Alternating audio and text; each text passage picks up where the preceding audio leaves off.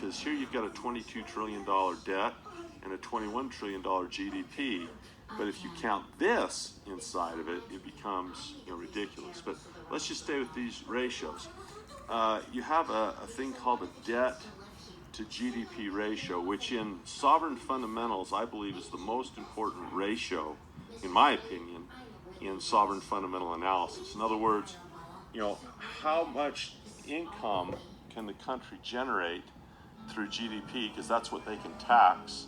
So this is like having a job, right? If I looked at you personally, I said, how much debt do you have, and how much money can you make in your job that you could place towards that debt, right? How much could you pull in income to play towards that debt? So your tax could grow, but that's a lot of money to pay off. Now this is total and this is per year, so that seems optimistic maybe, but you got to throw this on there too, and that creates a rough spot, because when this is at when this hits $1 trillion this year, and it's on pace easily to get to $1 trillion easily, with the speed at which this grows, this will get to $1 trillion by the end of the year. I mean, I can't see us putting the brakes on. We only, you got 20 billion to go, and it's just out of control. So this will be $1 trillion. We're just going to keep adding this, and as we have to keep these promises, the expenses go up, correct? Because these are promised expenses.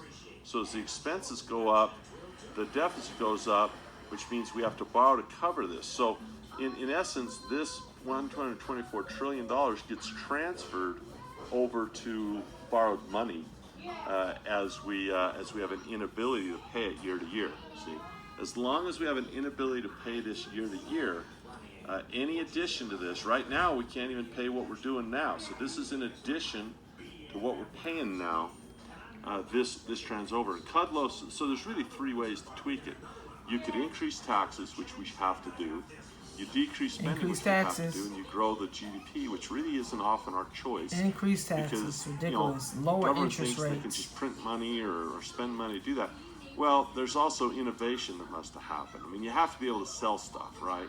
You have to be able to produce goods and produce value that people in other countries want. So you can't always just do that with tweaking numbers. You got to have someone who's a genius that comes up with a new drug or new technology, like Gates or Jobs or Zuckerberg or whatever. And so that's important stuff. Because as you tax higher, you put a burden on business to put money into R&D and stuff. So it's brutal to have to take all three of these, and then this one down is where you'd want it to solve this problem. And Kudlow says, we'll just grow our way out of this problem. And if you talk to the accountants and guys like David Walker, who are the head of the GAO, the Government Accountability Office, he's the Comptroller General of the United States. He says, no way you can grow out of this problem. No way you can. So it's an interesting thing to watch. Now I'm still trading. Maybe we take a picture of that, ink mess, but it's really not that bad of a mess. It's fairly legible, I guess. Let's take a picture of that so we can, possibly come back to it. So what Congress has to do is raise this debt ceiling. Right now we're maxed out on the number of bonds we can issue, and they'll have a big fight, and they rattle sabers, and sometimes they'll even threaten to shut down the government. But the truth of the matter is they always raise it. It's just an opportunity for Democrats and Republicans to fight with each other and blame each other for this problem for a while. But eventually they vote to increase the amount of spending bonds we issue. So the problem is Greenspan can say the government can pay any debt it has. He can say that all day long, but it really doesn't matter what he says. It matters what the buyers of these bonds think. Because if they disagree with Greenspan, they might not buy these bonds. Well, if they won't buy these bonds, guess what the U.S. has to do at the auction? If they have an auction to decide what the rate is for these bonds, people show up and they say, here's a bond, what do you give me for it? That's where you get your rates on the 10-year. So what does $22 trillion in debt mean for Americans? $22 trillion, guys, is a lot of money. They are literally lowering interest rates even more. They're raising taxes even more.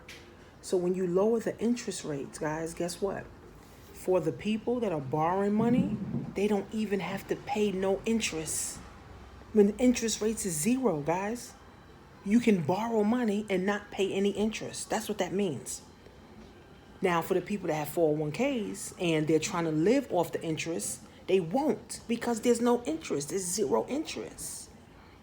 Now, what's going to happen to people, when the taxes go up? Now you're paying more taxes. You're not getting interest, right? You got to pay more and you're getting less. It's crazy, guys. We are in turmoil right now. And this is why I tell people to get some Bitcoin. All right, get you some Bitcoin, okay? Get you some Bitcoin, okay? You can get stocks, you can get real estate, you can get oil, you can get gold, you can get silver, but get you some Bitcoin. Because I'm going to show you guys right now, Bitcoin is going up. I'm going to show you guys right now. Bitcoin 2 months ago was $3,000. Bitcoin is now $8,000. So 2 months ago, if you would have bought one Bitcoin at $3,500, you literally made $5,000 in 2 months on your money, guys. Okay. So again, it's a sad day, guys, what's happening in America. 22 trillion. Trump literally went from 20 trillion to 22 trillion since he been in office. Okay. So all the retirees that are depending on their interests to live off of, they can't live off the interest. And now they're literally, guys, taxing Social Security and pensions and all of that stuff. I really want you guys to see this. Okay, they're taxing pensions and Social Security, guys. They're taxing this stuff, right? And we don't supposed to be taxed on it, and they're taxing it. So you're making less, but your taxes are more, and then the interest rates are zero. So now, if you want to borrow money, guess what? You don't have to pay any interest on the money, okay? Taxes are going up like crazy, okay? Guess what, guys? Countries are going to stop trading with America because all we're doing is printing money. Because money, what now in America, guys, has no value, okay? The value of the dollar goes down. Okay, and inflation keeps increasing. That's why they say savers are losers. If you're saving money, you're losing at least 3% a year on your money. That means the buying power of $100 or $200 is really like $75 to $50 right now. So we're in bad shape, guys. We're in bad shape. And only the ones who know how to get ahead in recessions and in bad markets are the ones who win. Everybody else, guys, will lose. So I'm telling you guys, get some Bitcoin, right? I'm telling you guys, get some Bitcoin. This is my Bitcoin, right? I'm telling you guys to get some doggone Bitcoin. This is my Bitcoin right here, right? I'm telling you guys to get some Bitcoin. Bitcoin in 2017 was 20 grand. A lot of people made a lot of money. Right? It was 20 grand. A lot of people made a lot of money. Then it went down to 5 grand. A lot of people lost a lot of money too. That's why you got to know when to get in and when to get out of shit. When to get in shit and when to get the fuck out of shit. All right? So this is a real problem, guys. $22 trillion in debt. The American debt ceiling, all they're doing is raising 23, 24 trillion, 25 trillion, 26 trillion. It's just going to keep going up until it busts. That means housing markets are going to go down. That means jobs already are going down. Okay? It's sad, guys. Pensions are going to be wiped out. 401ks are going to be wiped out. Portfolios are going to be wiped out, guys. This is sad. You need Bitcoin to survive, and you need cash to survive, okay? Because even if you have real estate in a bad market, you can't get that money out of your real estate. You would have to sell it, and if ain't nobody buying, who you ain't got no money. Real estate is pointless if you ain't got no money. If nobody ain't got no money to buy. So cash and Bitcoin, guys. This is what you need in a recession: cash and Bitcoin. Okay, I got Bitcoin, I got cash. You gotta have cash. Gotta have some Bitcoin, guys. Again, you gotta have something that's tangible when all this shit go down to the shits. You can't go run and sell your real estate. You can't go run and sell your gold and silver, right? You need cash on hand, and you need to be able to transact. And what Bitcoin does is allow peer-to-peer. So if I have a Bitcoin wallet and you got a Bitcoin wallet, guess what? We can share and we can, get goods and services, right? And also cash, because people still will be taking cash. So cash and Bitcoin, guys, is a great way to hedge against inflation, a hedge against recession, and a hedge when this market crash. Guys, this is going to be something deep. This ain't going to be something, little, okay? Right now, people trying to retire and they can't. The interest that they thought they was going to live on, they can't live on the interest because the interest rates are 0. And then they getting taxed on their Social Security checks. This is ridiculous. So guys, please wake up. Get you some cash, okay? And also get you some Bitcoin, okay? Because those are only going to be the only two things that people are going to have when it's a recession come, right? When this whole market and everything flip and go down. You can't run and sell your house because ain't nobody buying, right? You can't run and sell your gold and silver, ain't nobody buying, right? But if you got cash and you got Bitcoin, guess what? Now you ahead of everybody else, right? But remember, this is only going to affect, right, the 98%. The 2% won't be affected because they already are prepared for this, okay? So some Bitcoin and some cash, guys, this is exactly what you need, okay? In a recession, when this thing goes to the shits, when the market goes down, all this shit. This is what Andy's talking about. $22 trillion in debt.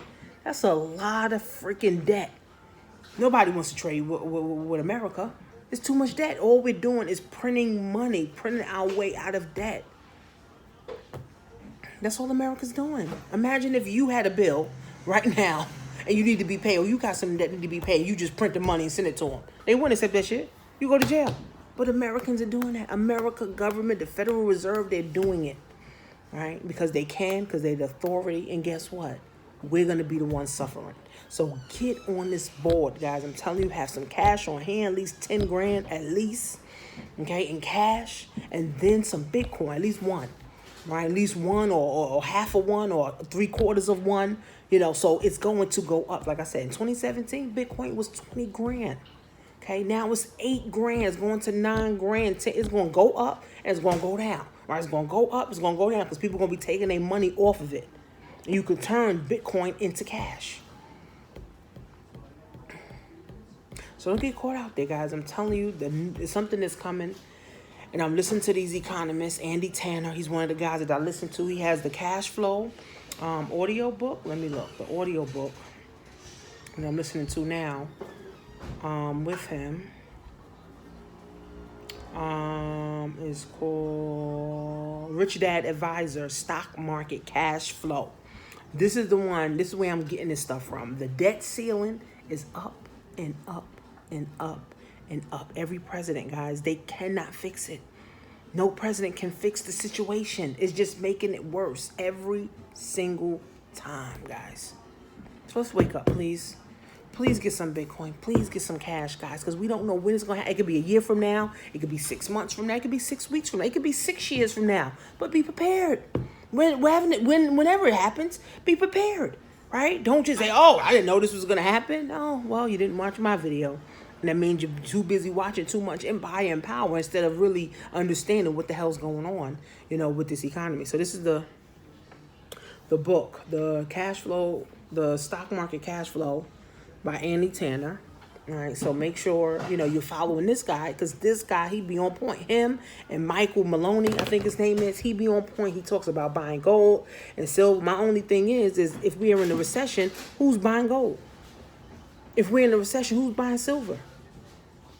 Nobody gonna talk about gold and silver in a recession. People think about eating. People thinking about keeping a roof over their family's head. Nobody think about no gold and silver and shit. So let's wrap our head around this for real, guys. Let's really start understanding and studying really what the hell's going on with America. Okay? So get you some Bitcoin. You could download a Bitcoin wallet. I don't have no affiliate for no Bitcoin or nothing. Just find, go to blockchain.info and set you up a free account.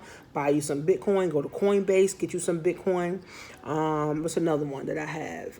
You can go to Binance and get you some Bitcoin. I mean, there's so so many platforms where you can get, okay, Bitcoin. Go to coinmarketcap.com, and then they're going to tell you all of the places where you can go buy you some Bitcoin, guys. So again, I'm just the messenger, and I'm just trying to position me and my family so we won't have to go through the turmoil, the headache, the not eating, the bills not being paid, because trust me, that's coming too.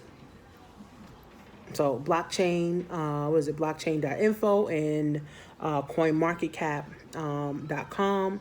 And if you want to start a home-based business on Amazon from home, go to createmyown.economy.com.